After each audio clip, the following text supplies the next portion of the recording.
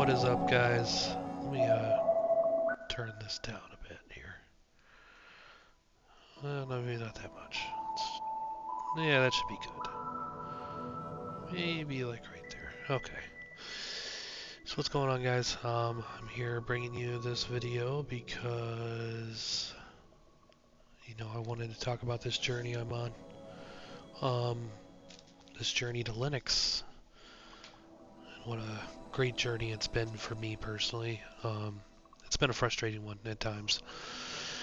Um, I want to talk a little bit about, I normally don't do this sort of thing, so bear with me here if I'm coming off a little noobish.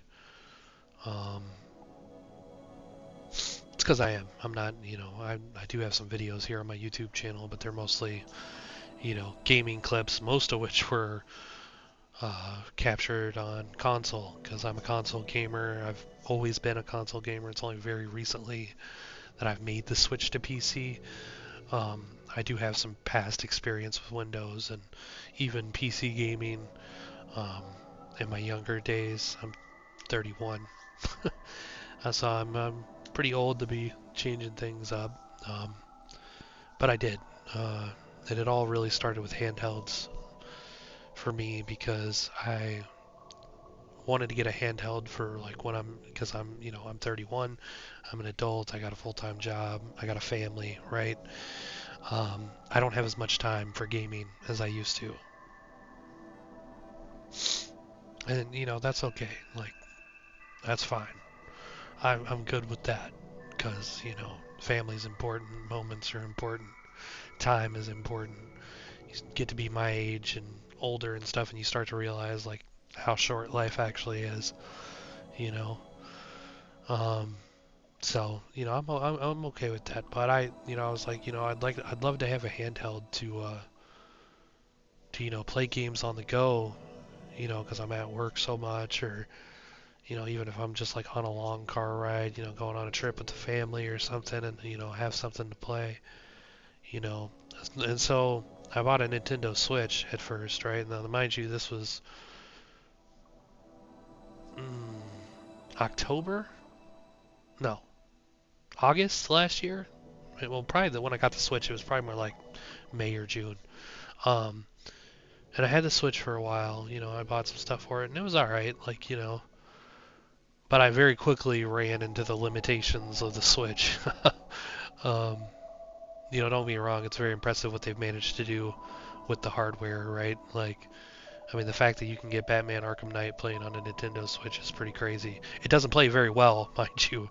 Um, it actually has loads of performance problems, but it does run. Um, how playable it is depends on how tolerant you are of choppiness, but um, it does play, which is impressive. Getting The Witcher 3 running on a Switch, that's impressive. But I needed something a little bit more. Um, and I have a good buddy of mine who has a Steam Deck, and that's all he plays on. Like, he plays exclusively on a Steam Deck. He comes home and he plugs his Steam Deck up to a dock and plays it on his TV with a keyboard and mouse or with a controller, and it works for him, at least for now. And I was like, yeah, I need to get me something like that. But I didn't want to get a Steam Deck because, ironically, because I had heard that it runs on Linux, and I didn't really know anything. I mean, I know I had like a very low level knowledge of what Linux was. I knew it was another operating system, and I only knew like what vague preconceptions I had from my limited experience with computers. Um, and that was kind of like, oh, Linux is a niche operating system for nerds, right? Um, which I'm a nerd, but I'm not a PC nerd, or at least I wasn't. um, anyway, so I ended up going with a Lenovo Legion Go, you know, and I had that for a while, and it has Windows 11 on it, and Windows 11, it was my first introduction to Windows 11 was on a handheld, and it was not great. um, it just wasn't very good. Part of it was the Legion Go having its own little sets of problems, like its portrait display, and things like that causing issues. Um, but you know, like it was still a good device. I was watching videos on YouTube, looking at videos and like tips and tricks and stuff like that, trying to learn, learn everything I could to, make my experience better. And I stumbled across a video by Cyber Dopamine, a YouTuber called Cyber Dopamine. Cool dude, by the way. You should check out his channel if you're here, especially if you have any interest at all in handheld tech, because he's like the guy. Um, when it comes to handhelds, that is literally what he is about. He is about handheld gaming and handheld PCs specifically. Um,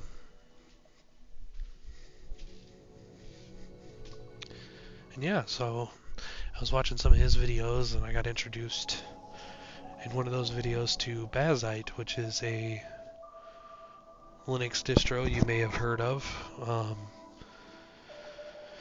It's become it's gained quite a following in handheld circles because of it delivers a SteamOS-like experience on other handhelds. And so, I ended up installing this Bazite on my Legion Go, um, and I full-time used Bazite on it for quite some time, and that was my introduction to Linux. Was through this distro, this Fedora Atomic immutable distro. Um, and I really like Bazite. I still use it to this day on my ROG LAX, which I later traded my Lenovo Legion Go for because the Lenovo's battery was just bad, um, in my experience. I mean that it was a solid handheld, you know what I mean? But and to be quite honest with you, I probably didn't need to do that, but I did anyway. Um, but yeah, so I had the LAX, and I'm still using Bazite on that because it's the best game in town. I've done a lot of testing on my LAX with other distros, other handheld distros like Nobara, Steamfork, um, PikaOS handheld edition, um, and they're all good projects. Don't get me wrong, but in my personal experience, just from what I'm used to on Bazite and like handheld daemon and the stuff it offers, um, Bazite just delivers the best, most seamless handheld experience, in my opinion. No shade at whatever anybody else's uses, um, but you know, I'm not here to talk about Bazite too much. It's a great distro. I can make a video about that later if you'd like. Um, but anyways, so I continued on and I ended up getting a desktop PC because I was actually about to buy a PS5 Pro, and I'm like, I'm spending $700 on a PS5 Pro. I might as well just spend a little bit more.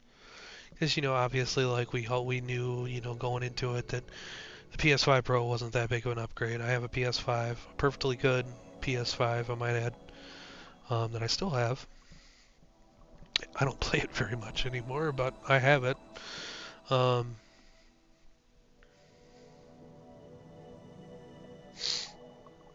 and I was just like, you know what? I'm just gonna save up a little bit more money and buy a PC. So I bought a desktop PC.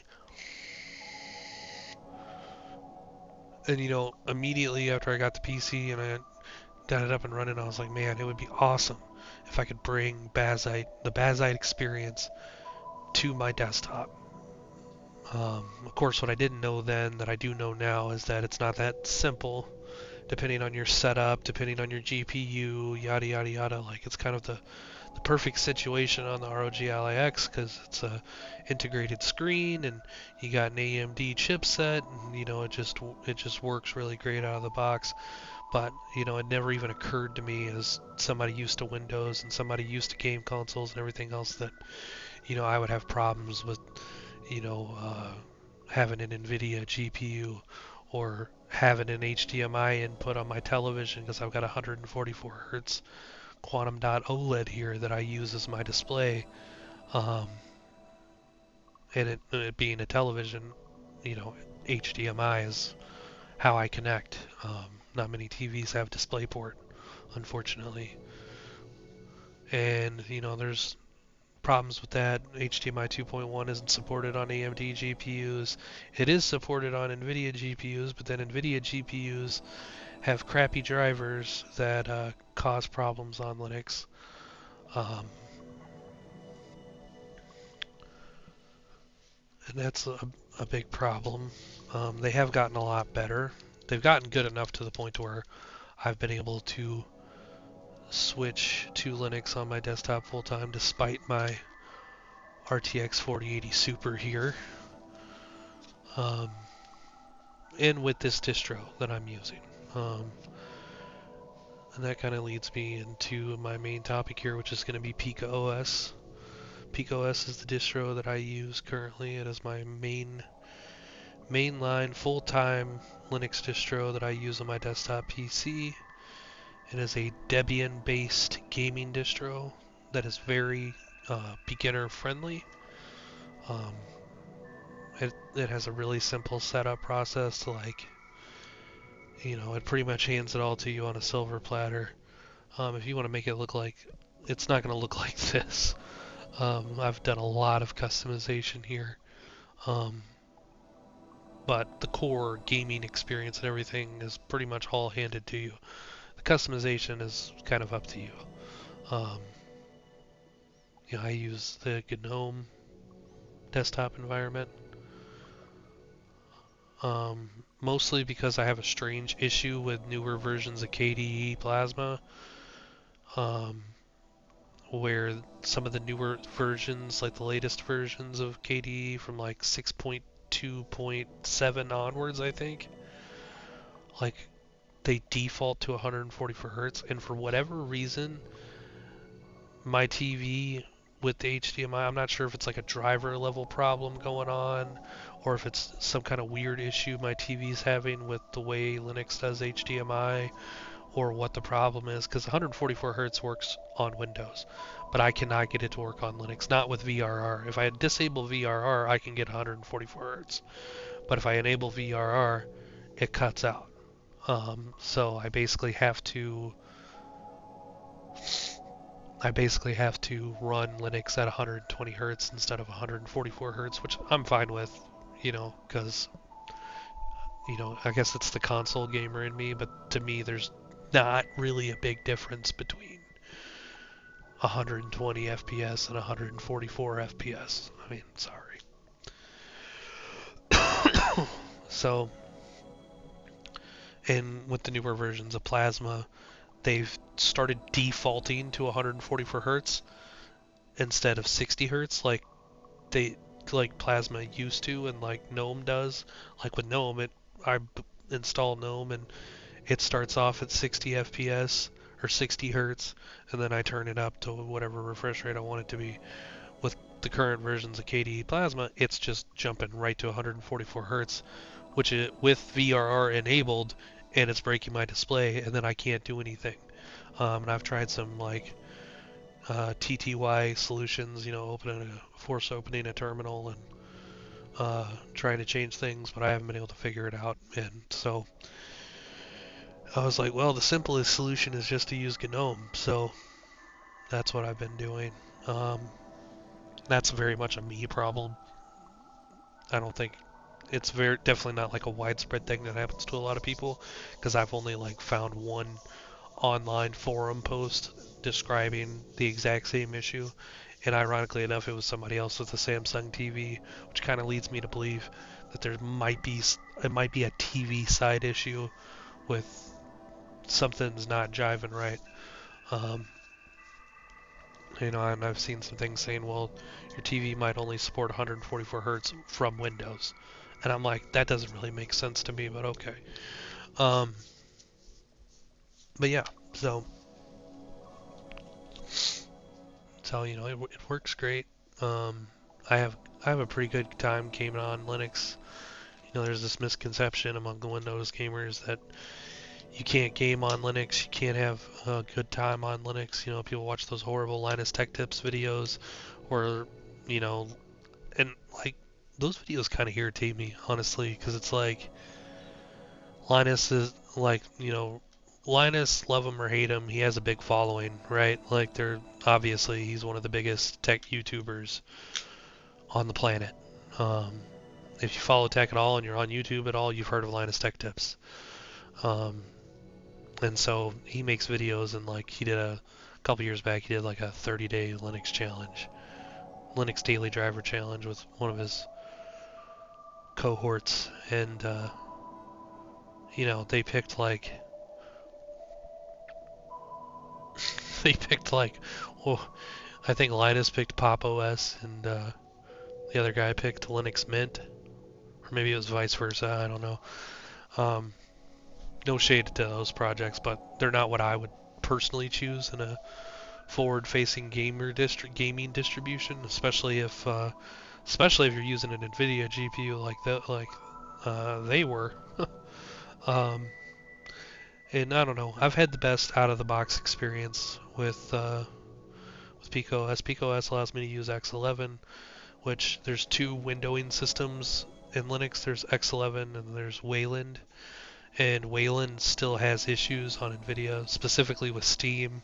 And I use Steam Big Picture mode because, like I said, this is a couch gaming setup. Well, maybe I didn't say that, but it's connected to a TV. It's a couch gaming setup. It's not like I'm sitting at a desk connected to a monitor. I'm sitting on my couch right now as we speak. So, I like having and being a lifelong console gamer, I kind of like having the ability to boot up my PC and it launches into Steam, and then, I've got like a console like interface to, pick whatever game I'm playing, and then I can always go to my Linux desktop if, I need to do some more PC-esque stuff. Um, and that kind of leads me to my next point. Like, I'm a tech savvy guy. I consider myself a tech savvy guy. I have had to learn a lot during this process, like customizing this fast fetch here, getting this customization going was a steep learning curve for me. That being said, if I, a lifelong console gamer, can go from a console gamer to a Linux PC gamer in the span of like 10 months, anybody can do it. Anybody who's remotely technologically inclined can learn how to use Linux. And there's a lot of benefits to Linux. While there are some trade-offs, I'm not denying that. And if you're on Windows because you got to play the latest Call of Duty, or you got to play some game that just doesn't support Linux, like I 100% understand that. I would say that you do always have the option of dual booting, which is where you have Windows and Linux installed at the same time, which I personally don't like to do, and I can understand why other people don't like to do it. I don't like doing it just because I don't like splitting my storage resources between two operating systems, and then I'm having to, you know, have two different versions of Discord, and two different versions of this and that, for both operating systems, and it's just, even though I have a good amount of storage, it's kind of a waste of space. I would rather, use my storage for games. Um, so I solo boot, and I've been able to do that pretty well. So, PikaOS has been a great operating system. I feel like enough people don't talk about it. It kind of gets overshadowed by bigger projects. I don't want to say, well, I shouldn't say bigger. I should say more exposed projects, right? Um, projects like Bazite and Nobara and CacheOS. Those are big ones that are, you know, fairly well known, even to people who don't know about Linux very much. Um, and PikaOS kind of just flies under the radar a bit, which it deserves more attention because it delivers a really great experience. Having the rolling updates of Debian and having the freedom to use X11, especially with an NVIDIA card, is nice because a lot of these other distros, well, pretty much all of them except for Cache, lock you into Wayland. Which, if you have an NVIDIA GPU and you want to use big picture mode, then you're stuck dealing with the issues of big picture mode and Wayland on NVIDIA, which aren't like horrifically unusably bad, but they're very annoying. I should say they're annoying problems to have. Basically, like the menus get garbled. It's weird. Um, it's a weird problem. Something to do with GPU acceleration and X-Wayland and NVIDIA's driver just not getting along. The problem doesn't occur on X11, and that's pretty much the major reason why I've been using X11.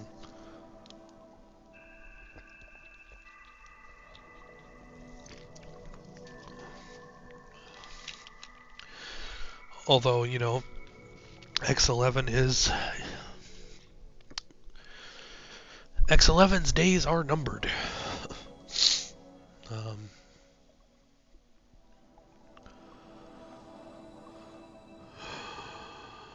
Wayland is basically the future windowing system.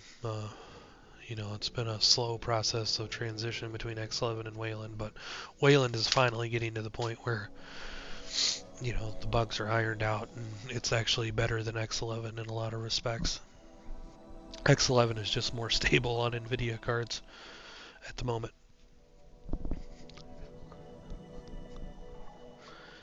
So, yeah, that's my rant. If you're on the if you're here and you found your way to this video, I'm gonna post this video publicly. If you're here and you came to this video because you're on the fence about trying Linux, or you want to try it out on your handheld, or whatever, I'm here to tell you that you don't have to be some kind of Mr. Wizard to use Linux. There are definitely some distros that I wouldn't pick over others, for starting out. There's some distros, even currently, though, my current level of knowledge, I wouldn't be interested in trying. Like, I'm sorry, raw arch is never going to be a good idea for somebody like me. Maybe one day, if I get real familiar with keep getting familiar with the command line, And I'm not scared of the terminal. I use the terminal, um, but I'm far from like knowing the ins and outs of Linux terminals. Um, but yeah, I mean it's definitely possible. And if you're tired of Windows 11 and tired of its bullshit, and tired of the ads, and tired of the built-in spyware, and you want a secure open source operating system, and you want to be able to game, um, there are other options out there. I got a friend. I got a friend who I've been trying to convince to switch to Linux for a while now, and he's like, oh, my 3D printing software, I use Windows for 3D printing, and I'm like looking up the software he's using, and I'm like, dude, this stuff is all on Linux, like, just pull the trigger, man. Like, I know some great distros that'll get you up and running in no time. And he's like, it is what it is. You're not going to convince everybody to switch. Not everybody's super comfortable changing their operating system. And that's kind of the problem. That's actually Linux's biggest disadvantage versus Windows is, um, more than anything else, is that, Windows just has the default preference. You go out and you buy a computer, it comes with Windows 11 on it. Yeah, you can buy computers that come with Linux pre-installed, but there's a lot less options for that.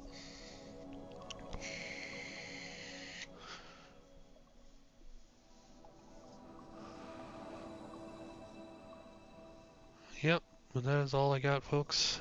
I'm going to be making more videos, I think, about Linux, or specifically gaming on Linux, and maybe making some videos to help out noobs like me who don't always get the friendliest welcome in some Linux circles. But